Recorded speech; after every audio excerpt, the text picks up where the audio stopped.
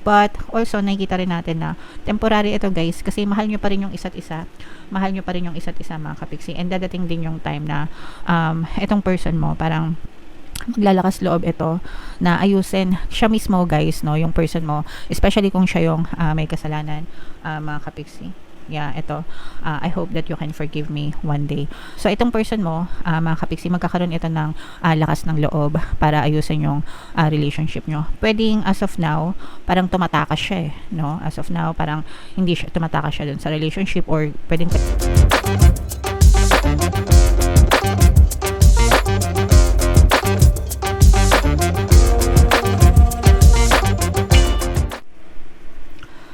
hello guys, hello Virgo, welcome back to Pinay Pixie Tarot. Ang pamagat ng episode natin for tonight is feelings reading, anong nararamdaman niya sa'yo. So, titingnan natin kung anong current feelings ng person nyo. Pwedeng ma-pick up yung energy nyo guys, pwedeng ma-pick up yung energy ng person nyo, pwedeng magkabaliktad yung roles mga kapiksi. If in case hindi kayo nakaresonate, try nyo panoorin yung video dun sa zodiac sign ng person nyo guys, baka nandun yung energy nyo. So, unahin natin tong deck na to. Tingnan natin yung mga mensahe sa inyo ng inyong person, guys. So, ilatag muna natin lahat. Okay, so dito, pwedeng hiwalay na kayo ng person nyo, guys. Pwedeng no contact, ghosted. Pwedeng in a relationship pa kayo, pero pwedeng nagkakaaway kayo, mga kapiksi. Unang-una, guys, no, I hope that you can forgive me one day. So, may nagawang kasalanan sa iyo itong person nyo, mga kapiksi. Pwedeng ito yung dahilan ng panlalamig nyo sa isa't isa, or pwedeng ito yung dahilan kung bakit hindi kayo nag-uusap or naghiwalay kayo ng person mo. And itong person mo, hindi siya nagre-react, no, when people mention you deadma, guys, especially kung let's say for example, meron kayong mga common friends, o kaya tinatanong siya tungkol sa inyo, sa inyong dalawa, mga ganyan-ganyan. So, hindi siya nagre-react, hindi siya sumasagot.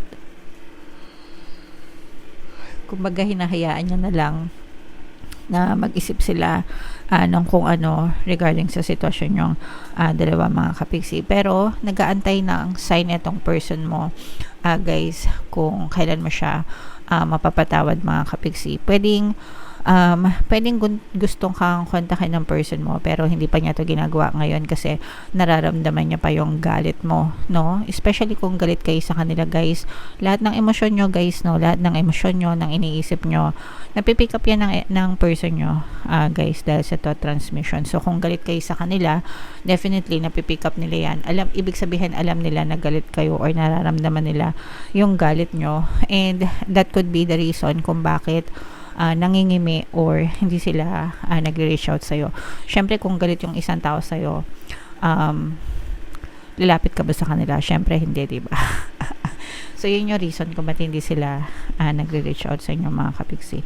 And nag-aantay lang ng sign itong person na to kung medyo nag-tame down ka na, ibig sabihin kung medyo lumambot na yung puso mo, or medyo nahimasmasan ka na, and kung feeling niya okay na makapag-usap sa'yo, that's the time na magre-reach out siya sa inyo, mga kapiksi. Okay?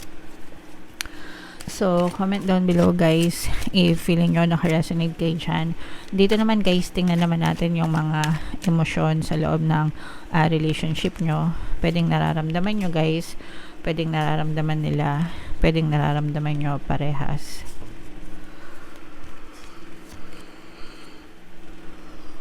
So, dito guys, etong encourage na to, mga kapiksi, pwedeng ine-encourage kayo or ine-encourage sila ng mga friends nyo para magkaayos kayo, no? Kaya nga merong message dito na I don't react when people mention you. So, pwedeng merong mga ibang tao na tumutulong sa inyo para magkaayos kayo ng person mo or magkausap, pero like I said, no, baka pwedeng nag-aantayan din kayo, mga kapiksi, and merong umaasa, no, pwedeng parehas kayo na umaasa na magkaayos pa yung relationship, no, and especially with this message, I hope that you can forgive me one day.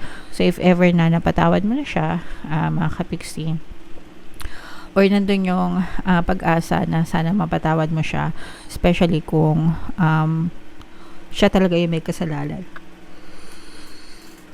And eto guys, with this trust energy, parang hinahayaan nyo na lang si universe kung ano man yung magiging resulta ng relationship nyo in the future.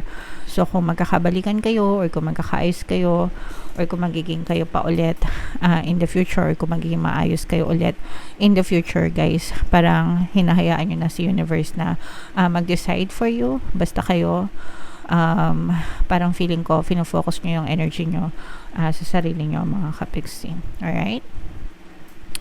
So, comment down below guys, Virgo, if feeling nyo naka-resonate kayo dyan. Tingnan natin yung ganap sa inyo. Ito guys, dito silipin natin yung feelings ng person nyo.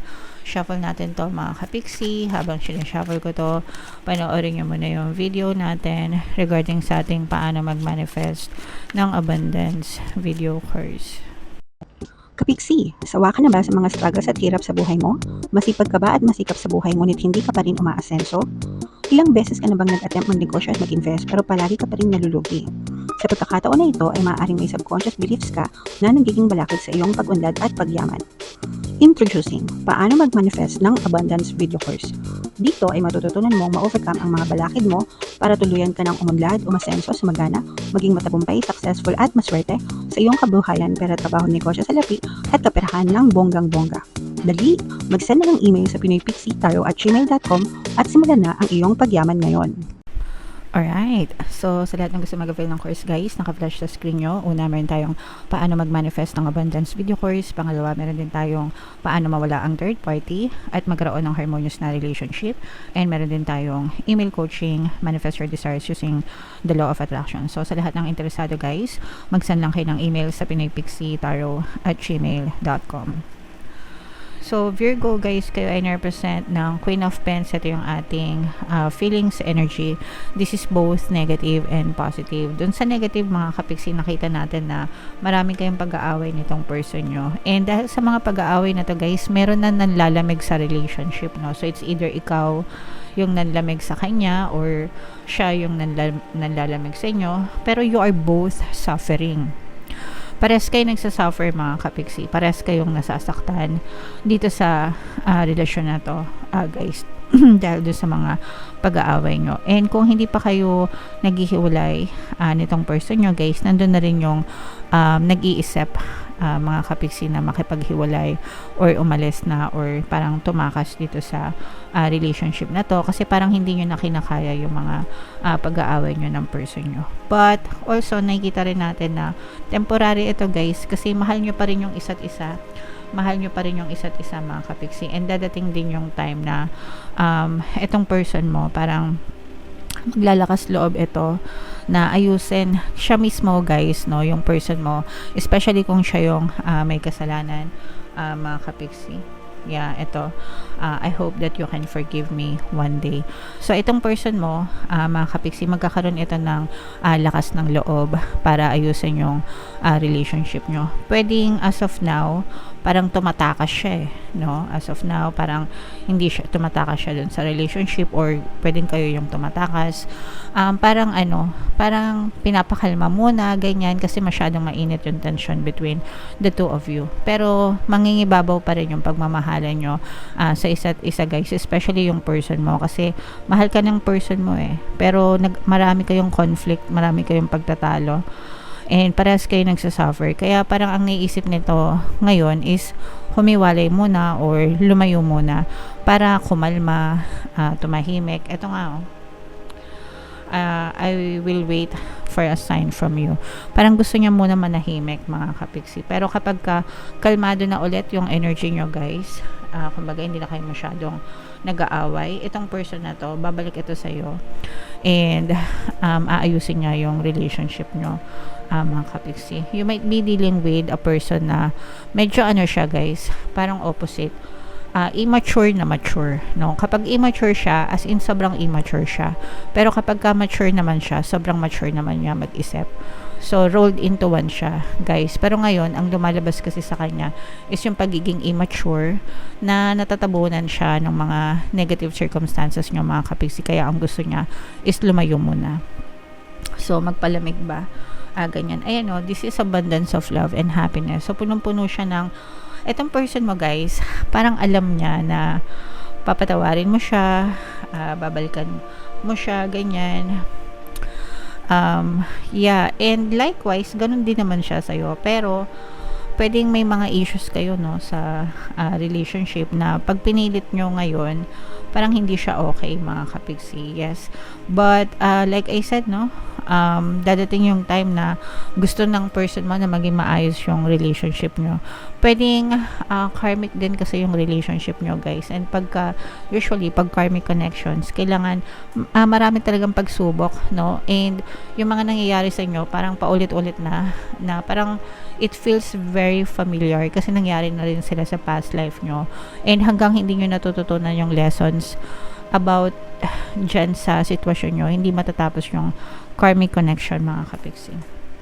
So, it's very important na magkaroon ng forgiveness dito sa relasyon na to. Kung nakagawa sila ng kasalanan sa inyo, guys, kailangan nyo silang patawarin. Kasi pwedeng mag-meet ulit kayo sa next life nyo. Okay? And mauulit-ulit yung nangyari sa inyo kapag hindi kayo nagpatawad, guys. Okay? Pero like I said, no, pwedeng nararamdaman natin dito na gustong ayusin ng person mo yung buhay niya kapag ka lumayo siya sa'yo. Kung nakipaghiwalay siya or makikipaghiwalay siya, gusto niyang ayusin yung sarili niya on their own. And kapag ayos na ulit siya, kapag okay na siya, tsaka siya babalik sa'yo kapag ka better person na siya, mga kapigsi. Okay? So, you might want to give them a chance kung gusto nyo, Virgo. Pero kung tingin nyo hindi nagbago, syempre kayo na yung bahala mag-decide, guys. Okay? Alright. So, comment down below, Virgo, if feeling nyo nakaresonate kayo dyan. For more tarot readings, guys, ito yung playlist nyo. Ito naman yung ating success stories ng paano mag-manifest ng abundance video course. Click here to subscribe, guys. Ito yung ating mga relationship subliminals. Thank you for liking, sharing, and subscribing. See you next time. I love you all, mga kapiksi. Have a nice day. Bye-bye.